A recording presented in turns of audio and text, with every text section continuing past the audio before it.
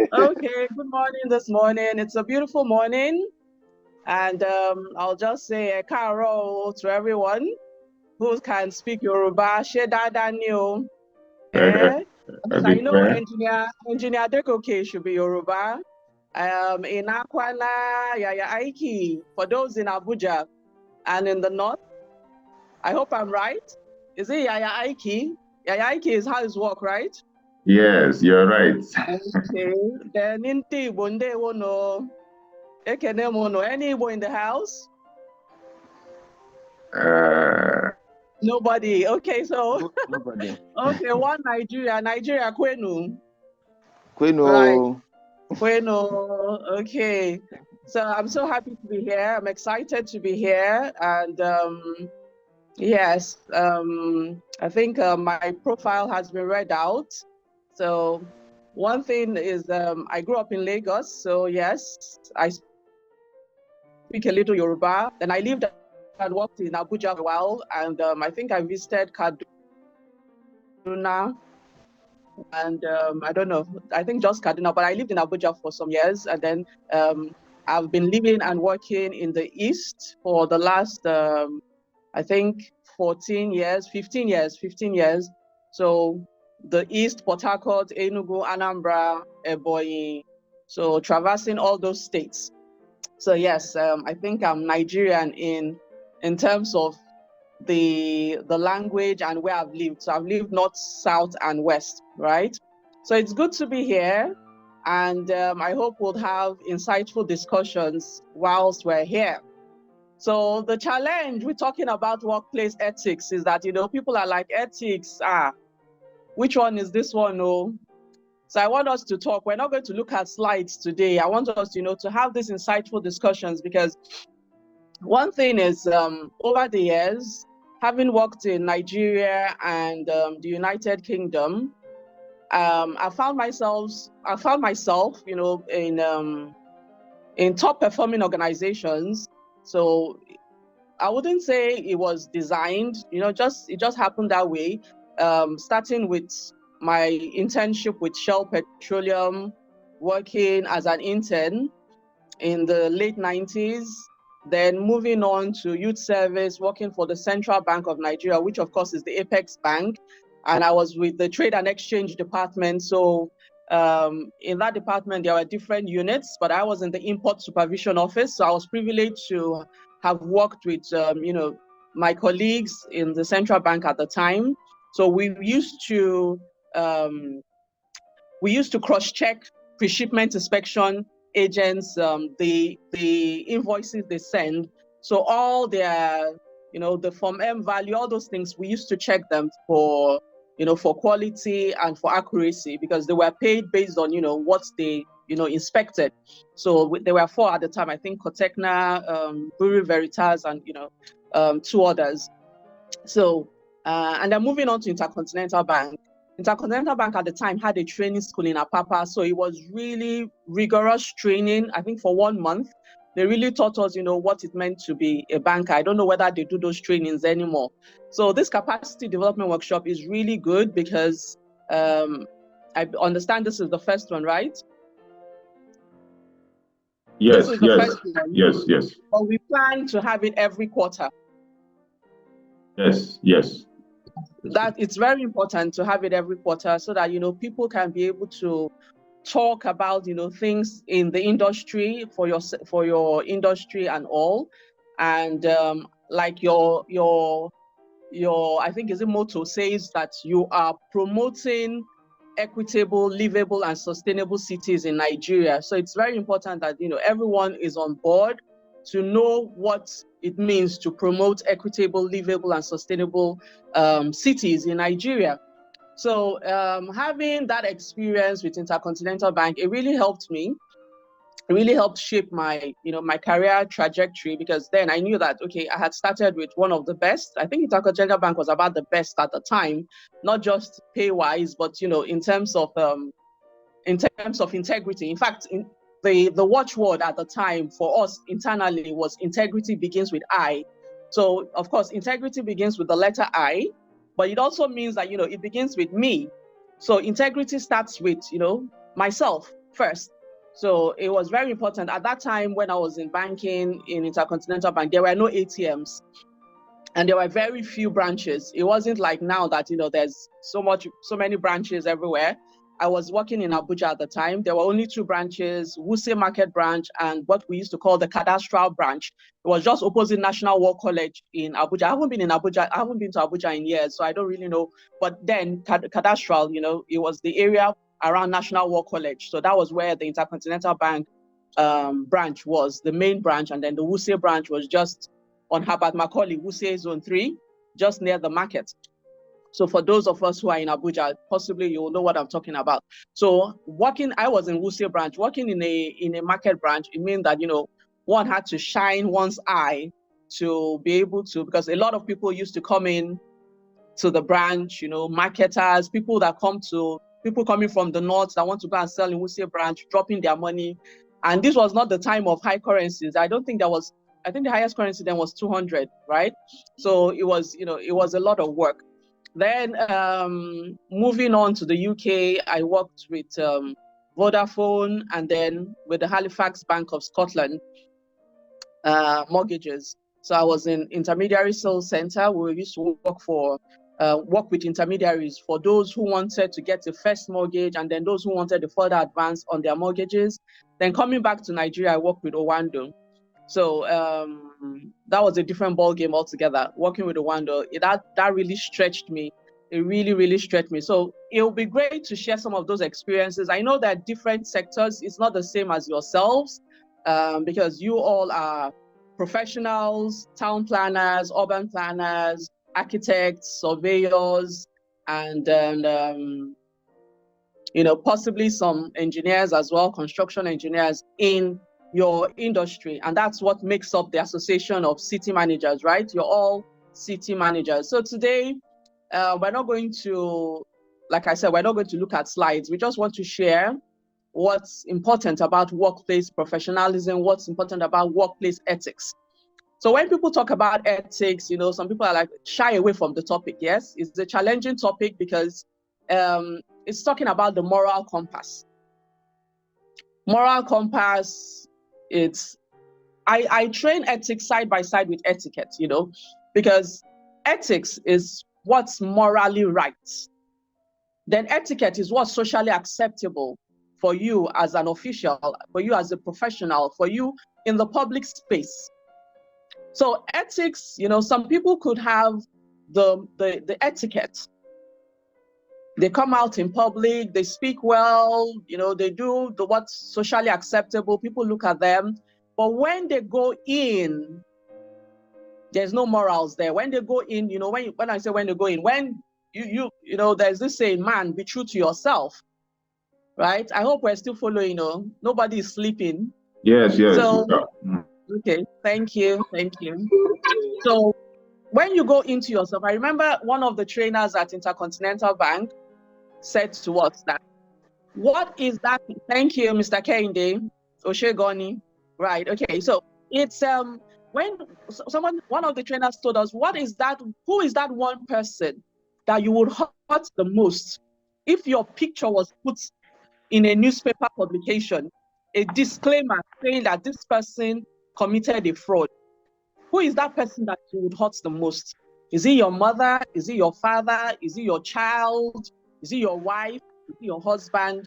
Who is that person that, their heart will bleed to say, so this person can do this kind of thing, So they wanted us to have that at the back of our minds, that, you could be thinking you could get away with a lot of things, but at a point in one's life, somebody could just be caught up in something. And that's why ethical dilemmas are there. Somebody could be caught up in something that will blow up. And then before you know it, the person's name is all over, the person's name is in the papers. There's this disclaimer, this person did so. Mr. A is this, Mr. A is that. Sadly, in our part of the world, I say sadly because we see these ethical lapses all the time. We hear of buildings collapsing. I think that was the one that happened in Lagos, somewhere was it Lekki or Ikoyi? And sadly, I understand the person that was building, or the developer or the owner of the building, also died, I don't know the names, but something like that. That happened like last year or 2 years back. And then there have been others we've seen, buildings collapsing and all. Those ones could possibly be the materials being used. It could be other things. So these are the things we're going to look at. Why is it important to be ethical in business? Why is it important to be ethical in your profession as city managers, as people trying to promote equitable, livable, and sustainable cities in Nigeria? So it's important because, you have a duty of public safety as city managers, right? Your decisions have a significant impact on public safety, the environment, and even project budgets. So that's one thing with making a decision. There's always a cost to it. It's not just about one person. That's why integrity begins with yourself. Whatever decision you make, there is that ripple effect. It could affect your family. It could affect your workplace. It could affect the environment. So many people. There's that ripple effect. So it's not just about you. Presently in Nigeria, there's a lot of people that have thrown caution to the winds, and it's not just Nigeria. There was I think a lady, a female billionaire in her late 60s.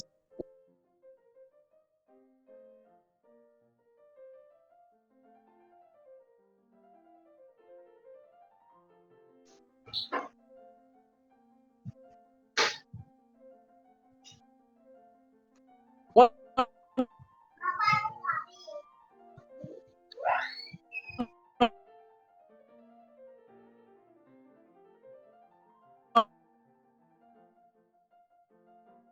of the Asian countries going.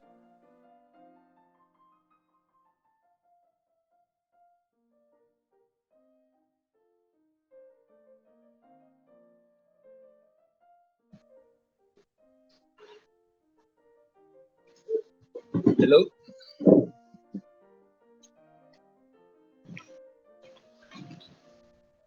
Oh, I believe we just lost our speaker. She's back.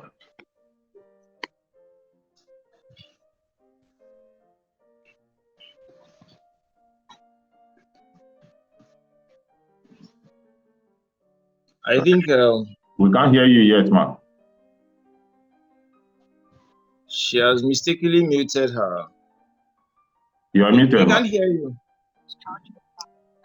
Okay, can you hear me now? Yes, loud and clear. Yes, we can.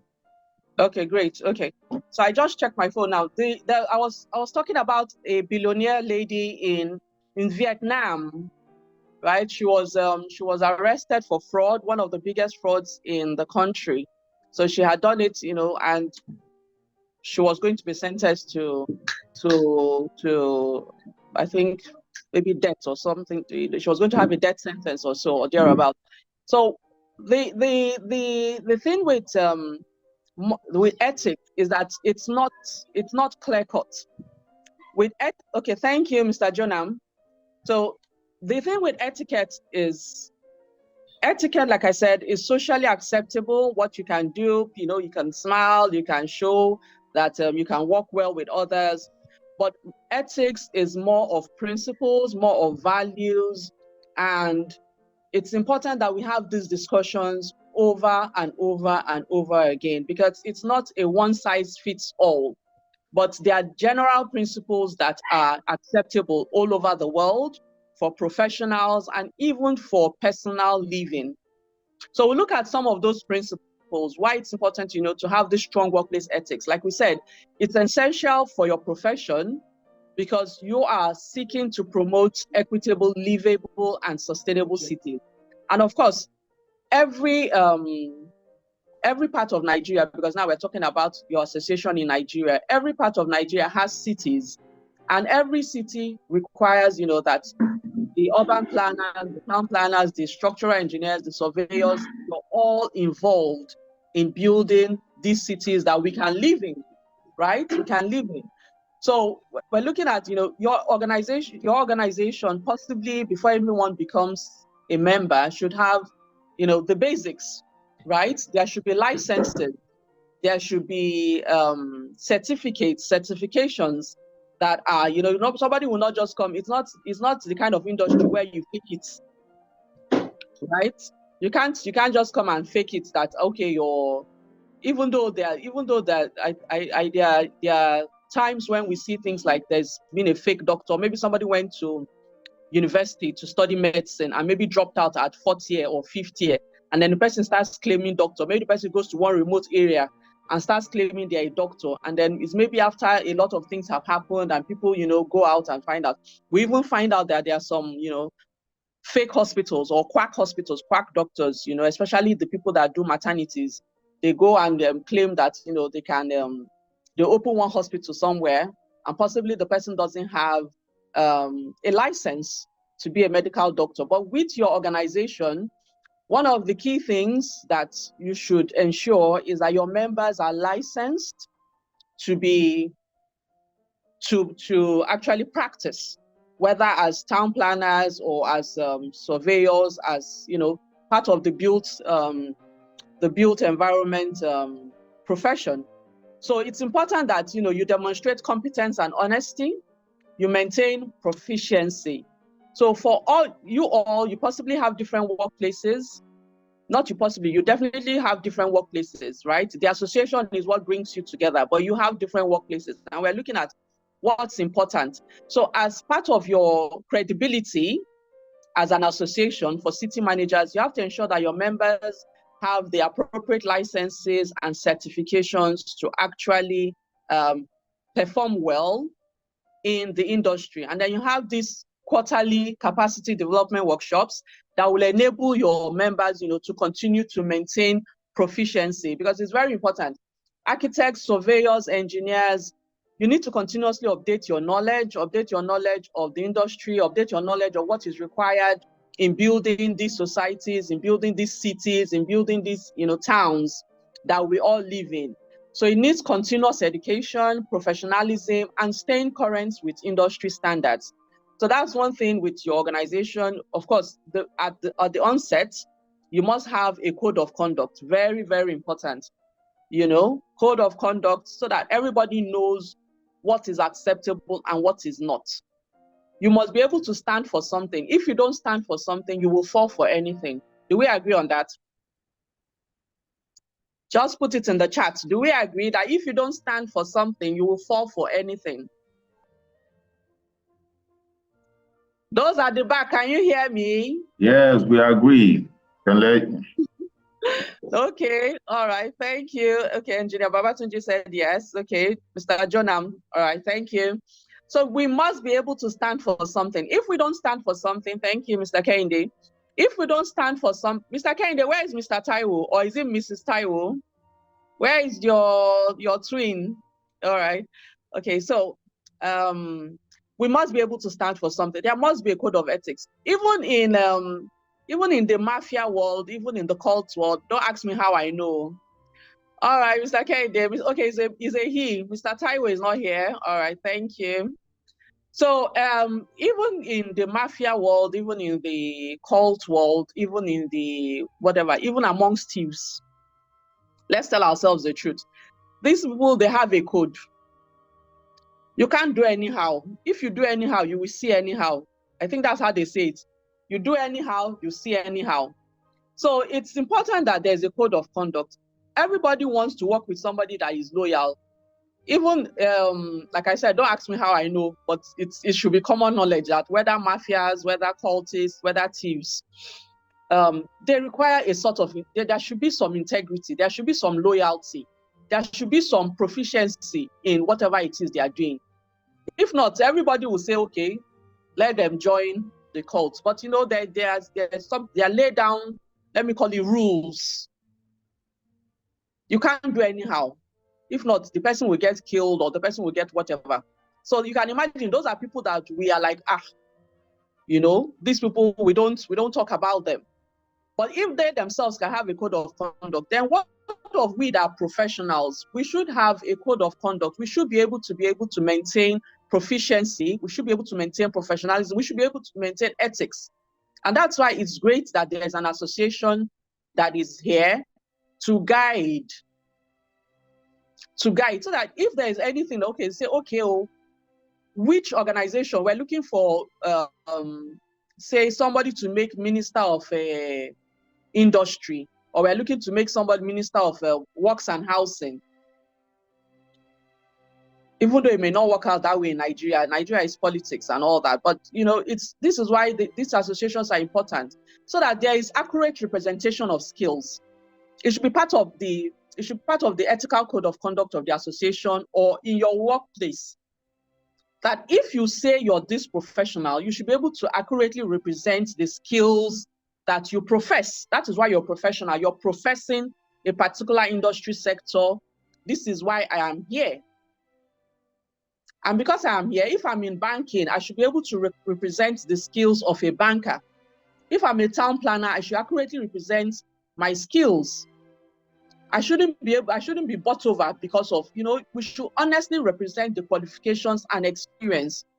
It's like a client comes to a doctor. Let me not say client. A patient comes to a doctor.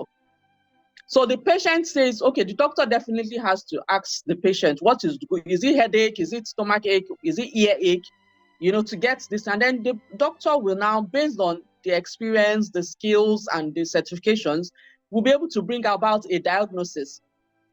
Sometimes the patient may say, it's not like this, it's not like that. But the doctor should be able to say, okay, based on my, you know, certifications and all, this is my diagnosis, and this is the prescription.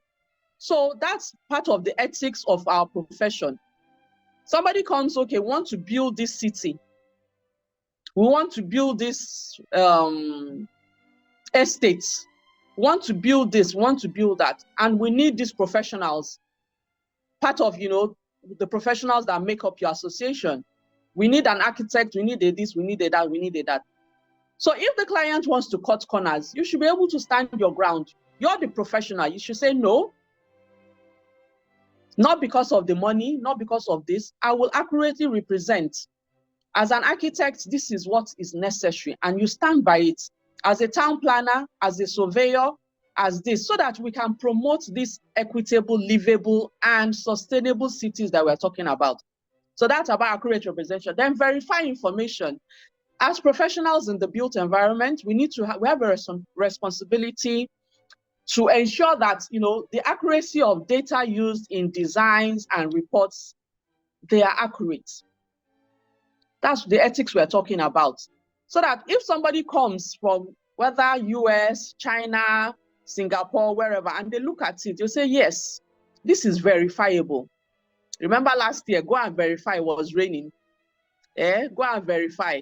So the go and verify, you should be able to stand by it as a member of this association in your workplace.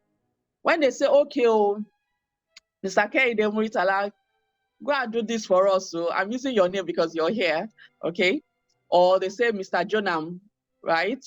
Or Engineer Babatunji, or me, Mrs. Chime, go and do this. Go and do this design. Go and do this report.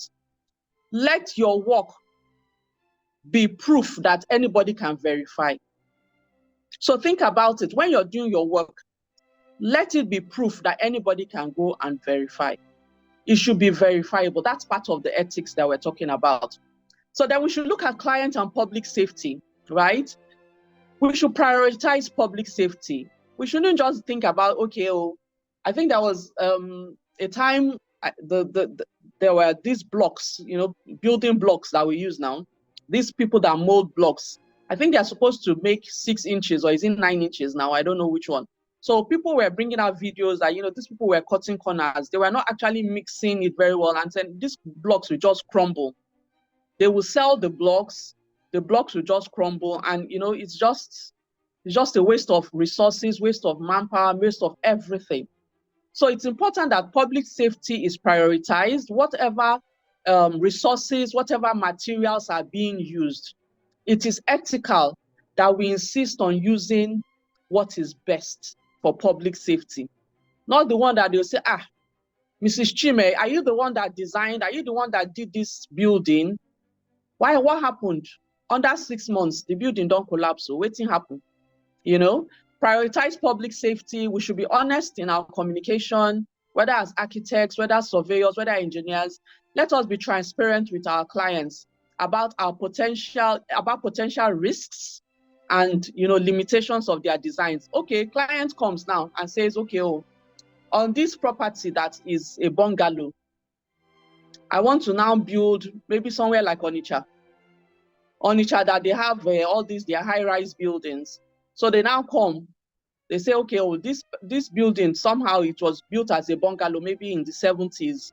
The person has retired, the person that built it, and now because the person has retired or the person is about retiring, the person wants retirement income.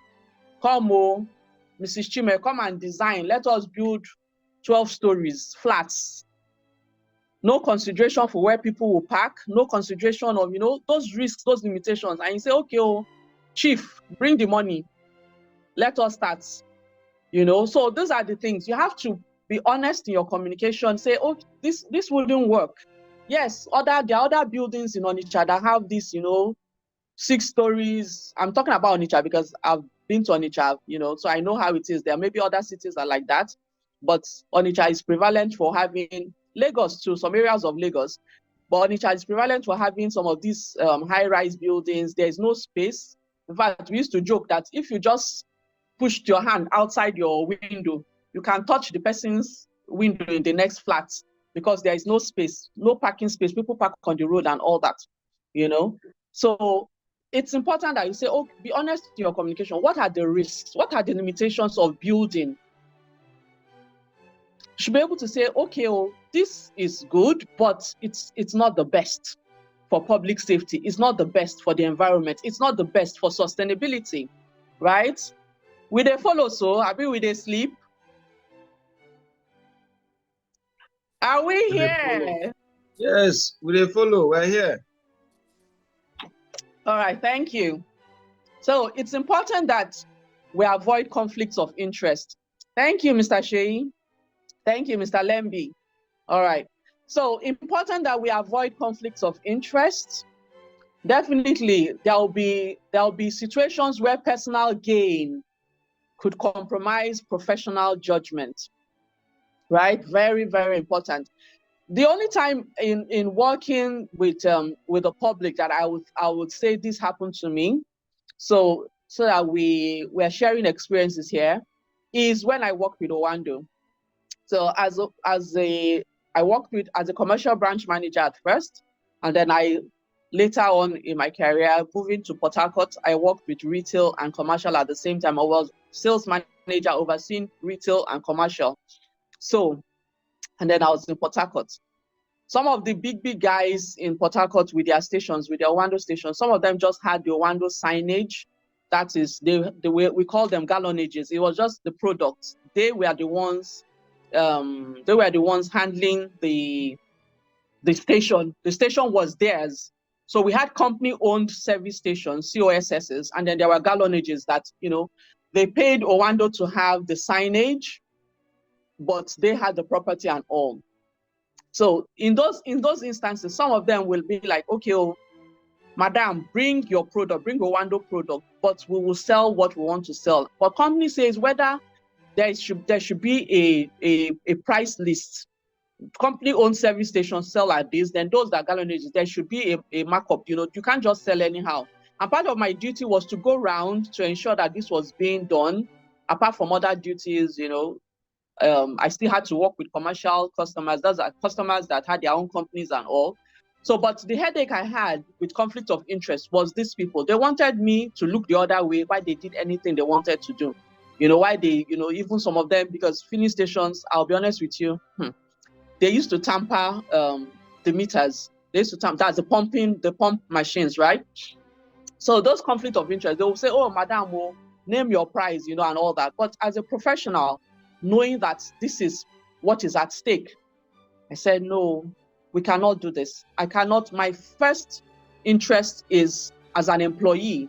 And of course, with Owando, we had, it was very professional. We had code of conduct trainings and all that. And then we also had what we called, sorry, I'm trying to remember now. It's been how many years I left now. It's declaration of gifts. there was a declaration of gifts policy. So it's important that there are policies that are put in place.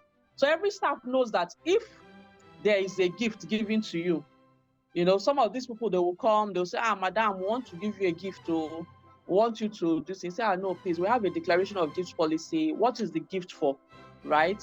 You can declare it, you can tell if you can openly declare it to my employers that you want to give gifts to me, no problem. But don't come and give me personal gifts, because there could be a comma.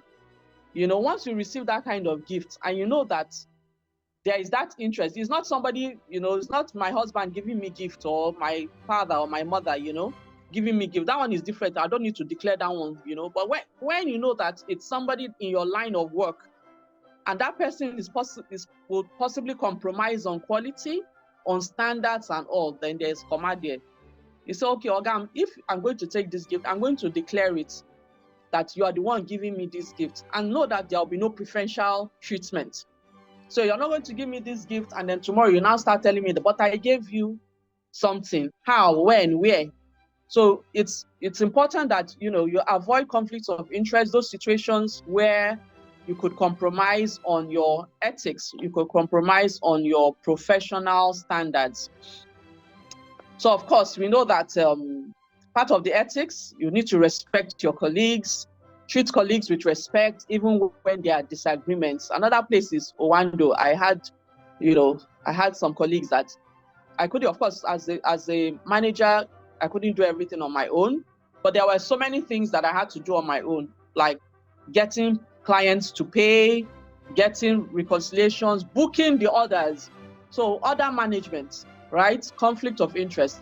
No, definitely, you definitely respect your colleagues, but then there are some times when, like logistics now, for instance, it was when I was the first 3 years, I worked with Owando for 7 years. The first 3 years, I was in Enugu. I didn't know what was happening. I was in Enugu, Anambra, Ebonyi, covering those states. It was when I was covering Port Harcourt, that's Rivers, Bayelsa, Enugu, Anambra, Ebonyi. I was covering those 5 states.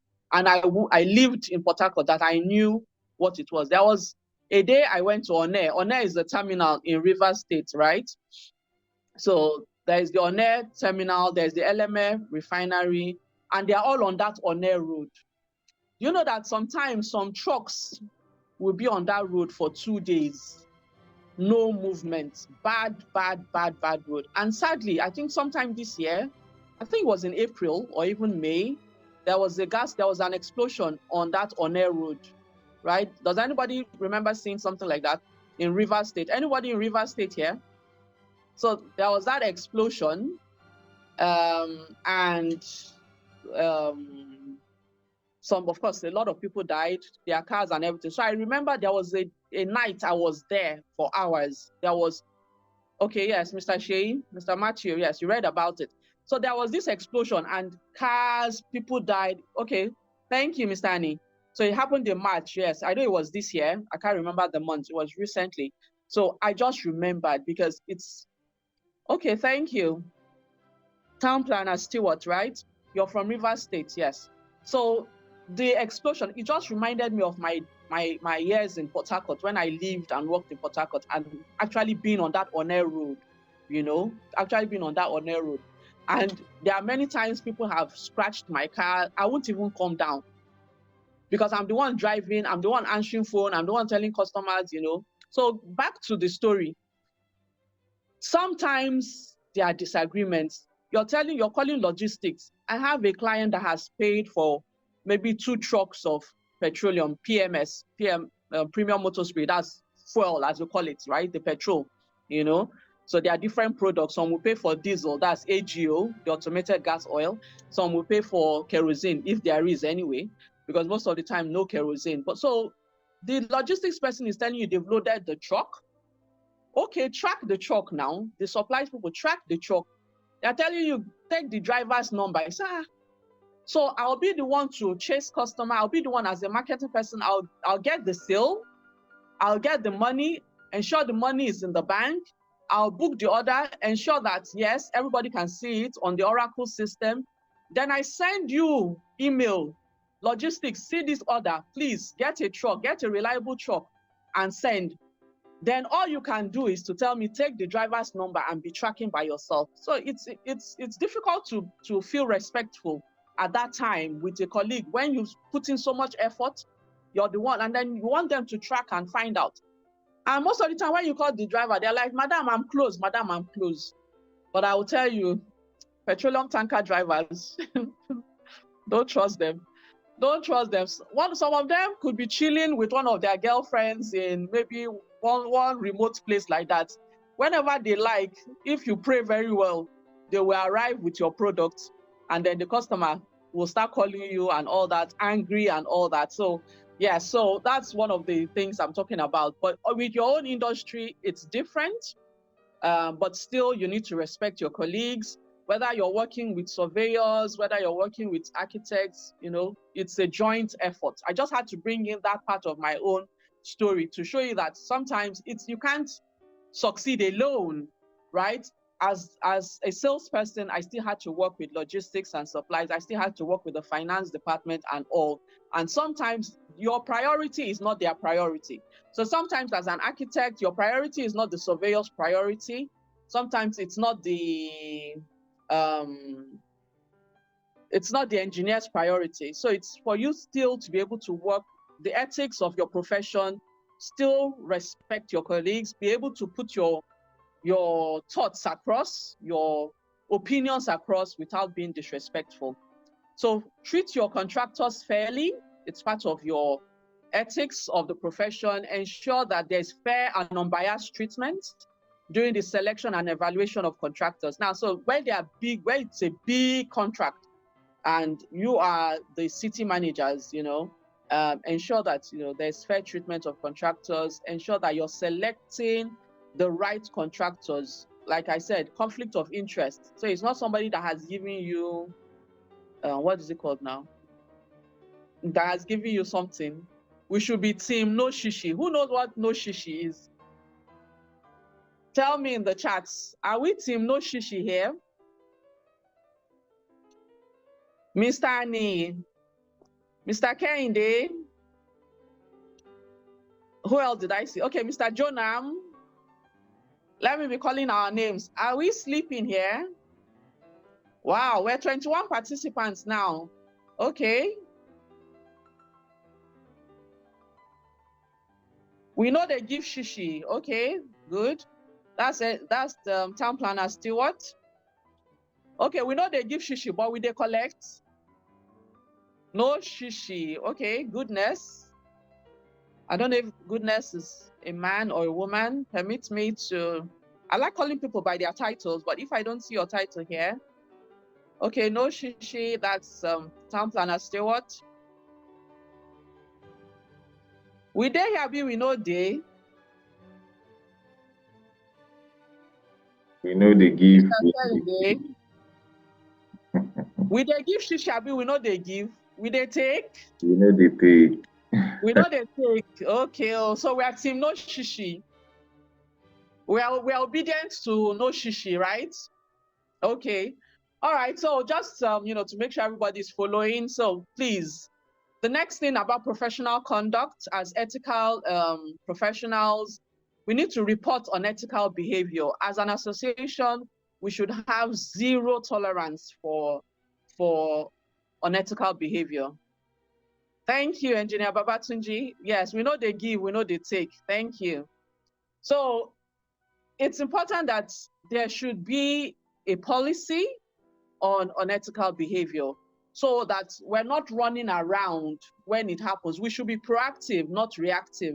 So it's important that we already have a code of conduct. It's important that we have policies in place because policies guide you so that, okay, for instance now, in an environment where there has been no theft, right? There has been no theft.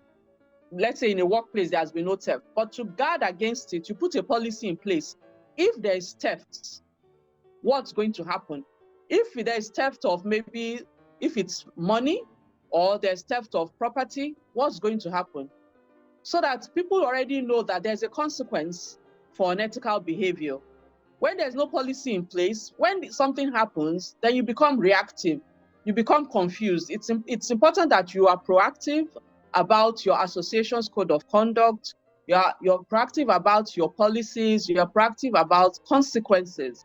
So that when unethical behavior, when we talk about whistleblowers, a lot of whistleblowers are anonymous.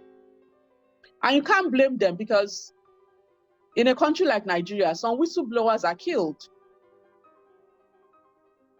So these are the things, but you have to have a policy in place. Whistleblowing, is it going to be anonymous?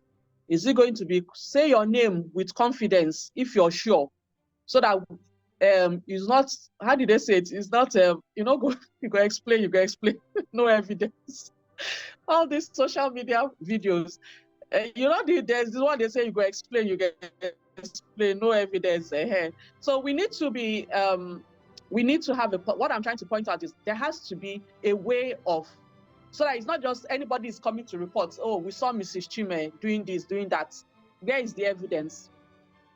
So these are the things, as an association, if you haven't thought about, as part of your ethical professionalism, think about the policies you need to put in place to avoid unethical practices, to avoid unethical behavior. Very, very important.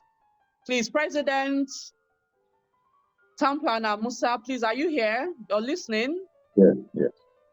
Thank you. Code of conduct, your policies, it's very important. You need to be proactive about it. You have an environmental responsibility. Very important. You have to, of course, I believe Engineer Babatunji is going to talk about sustainability in detail, but it's very important that you have sustainable design practices. It can't just be anything goes. Like I said in the beginning, you must stand for something, otherwise you will fall for anything. There has to be a way that your practices are sustainable, they are equitable, they are livable. These professionals strive to incorporate sustainable design principles so that you minimize environmental impact. Of course, we're hearing climate change, we're hearing this, we're hearing that. Places like rivers, I don't even know how they manage. I'm sorry for those still living in rivers, but I'm so happy that I left Rwanda when I left. I was actually pregnant at the time, so it was stressful. I had to leave. So, but after I left, this black soot something in the environment, and people buy food in the market, the black soot, it settles everywhere. I don't know what causes it. I don't know whether it's the gas flaring in Port Harcourt or in the rivers area, but whatever it is, still, as professionals in the built environment, think about the environment, think about the impact of what we do as professionals in the built environment. Is this sustainable? Is this equitable for everyone in the public space? Then be aware of environmental regulations. You need to be ethical. Okay. Town Planner Stewart says it's caused by artificial. Sorry, I didn't get that. I'm not wearing my glasses, but I know that I can see clearly since I'm not reading so much. But yes, so it's important that we're considering the environment, because when we're talking about built environments, built cities, but we want something that is sustainable. We want our practices to, last the test of time. Some of the houses like I mentioned on Onitsha, some of the houses there were built in the 60s and the 70s, and they're still standing strong. And then we look at some houses in some other places, you see them crumbling. So it's important that we efficiently use the resources that we have. Very important. We should advocate for the efficient use of the right resource. Okay, illegal refinery. Yeah, you can imagine. So this is still something that the government should do. Possibly someone somewhere is getting shishi, is getting bribes to look the other way, and people's lives are being endangered. People are, eating, sleeping, drinking the soot, because it will affect the water, it will affect everything. It's terrible. So it's important that we use the right materials in the construction process of the cities that we are building. It's ethical, it's important for the public safety, for the public space, and we need to adhere to environmental regulations. That's part of the ethics. Of course, if you don't adhere to environmental regulations, There are fines, there are consequences. These are the things that we need to look at, right? So I don't know whether I really didn't look at the time I started, but am I still to continue? Well, the moderator, I didn't get your name. Am I to continue, please? Yes, you have less than 10 minutes, ma'am. Okay, so possibly we'll use those 10 minutes to have questions. And I don't know your sector as well as apart, from, what we see on your day to day. And of course, I know what you're promoting, and I've given you some instances from my own experiences. So I'd like to hear from you, from your own experiences. What do you think are the ethical dilemmas? Like I said, it's ethical is more of the moral compass. Um, these things are funny. It's not funny in the sense that you laugh about it, but in the sense that sometimes there's no black and white rule. So it's something that you have to have real value. Must have values. What do you value? And that's why I remember that training that we had, even though that was more than 20 years ago. The person said, who is that person that you wouldn't want to hurt? Who is that person that if they see your paper, if they see your name published in the newspaper, that time, of course, that time there was no social media. I'm talking about 2002 or 2001, 2002, I think, January. We had our training in January, February. So there was no social media then. So it wasn't about your name on social media. This was about if newspapers were the major means of disseminating information. If your name is published in the newspaper, they see your name, then I wasn't married. They see your name, Ifeyinwa, this, and who would bleed to see your name in something unethical? So those are the things we should put at the back of our minds when we're doing our profession. It shouldn't just be about the material gains or the coins we may get at this time. It's more about posterity. We should be thinking about, because this is a sad one, but sometimes things like this jolt us to reality. This week, the ex-CEO of Conga, who they said is also, was also the CEO of, I think, D-Light, a solar energy company. It's alleged, because I don't know, I'm not there. It's alleged that he committed suicide by, jumping off his balcony in his home. So I don't know. That's why I'm saying it's alleged. So sometimes we really can't put a finger to it. What caused this? By all indications, successful financially and all that. So these are the things we should think of. Posterity. We should think about what would we be remembered by? What is our reputation? What is our image? What do you want your children to think? Because the report I read was that he called his daughter. I don't know who gave that information, but the information is that he called his brother in possibly the US or so, and then he also called his daughter from an estranged marriage. I think he's divorced, or he was divorced because it's late now, and told his daughter that if she needed to look for him, she should look at the sky. Who gave that information? Me, I don't know. But this is how this news flies around. So that's the thing. Think about the news that you want to be. What do you want people to hear about you, right? So when you're thinking of ethics, it should not just be about, oh, ethics is for the goodies, or like I used to say, what's your fear about ethics, about doing the right thing? Because even in our homes, we want the domestic staff, we want them to do the right thing. But are we doing the right thing? We want the person at the gates, whether in the workplace or in the house, to do the right thing. We want the person washing our car to wash the car well, to clean out the corners, to clean out the sand, to clean out this. You want the person that you're paying at the market not to cheat you. You want to go to the market and say, okay, I'm buying meat, I'm buying this kilo, and let it be enjoy your music. This one is ringing, Okay, I think it's Enyo. Enyo is the, I don't know if it's Enyo or Enyo, how it's pronounced, whatever, but it's retail station, retail service station. They sell fuel. I think their tagline is a liter is a liter, something like that. So trying to say that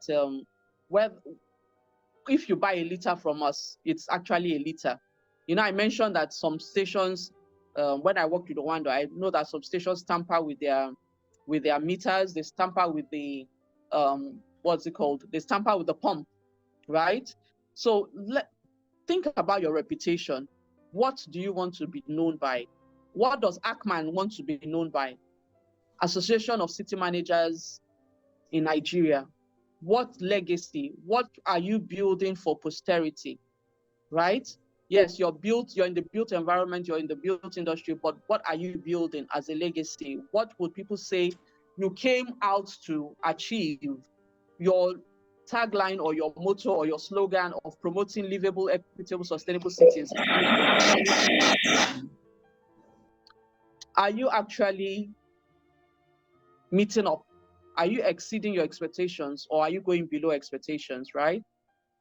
Okay, engineer, I'm sorry, town planner Stewart says I can ascertain that of Enyo. Yes, a lot of people have testified that Enyo actually, their liter is a liter.